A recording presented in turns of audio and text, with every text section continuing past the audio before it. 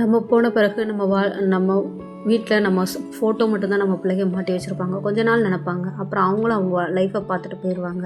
நம்ம பேரன் பேத்துக்க அந்த ஃபோட்டோவும் தேவைன்னா தான் வச்சுக்கிருவாங்க. இல்லைன்னா எடுத்து தூர போட்டுருவாங்க. நம்ம வாழ்ந்த கடைகள், நம்ம வாழ்ந்த தெருக்கள், நம்ம எல்லாமே மாறியிருக்கும். நம்ம இருந்தோமான்றதை எல்லாருமே மறந்துருவாங்க. அவ்வளோதான் வாழ்க்கை. வாழ்க்கையில் நம்ம அடையணும்னு நினச்சாலும், என்ன கோவப்பட்டாலும், என்ன சண்டை போட்டாலுமே அவ்வளோதான். எதுவுமே நிரந்தரமே கிடையாது. பிடிக்கலையா ஒரு ஸ்டெப் நகண்டு போயிருங்க. வாழ்க்கையை உங்களுக்காக வாழுங்க. யாருக்காகவும் நான் வாழ்ந்து காமிக்கிறேன் அப்படின்லாம் நீங்கள் கஷ்டப்படுத்திக்கிறாதீங்க, போராடுதீங்க. அதே போல் குழந்தைங்களுக்குமே நீங்கள் அவங்களுக்கு சொத்து சுகம் சேர்க்க வேண்டாம். அவங்கள இந்த உலகத்தில் எப்படி வாழணும், எப்படி நிம்மதியாக வாழணும் அப்படின்ற பாடத்தை மட்டும் கற்றுக் கொடுத்துட்டு போங்க. இருக்கிறத வச்சு சிறப்பாக, சந்தோஷமாக, மகிழ்ச்சியாக வாழுங்க. அதுதான் நம்ம வாழ்க்கைக்கு ஒரே அர்த்தம். நம்ம எடுத்துக்கிட்டு போகிறதும் கிடையாது. தேங்க்யூ.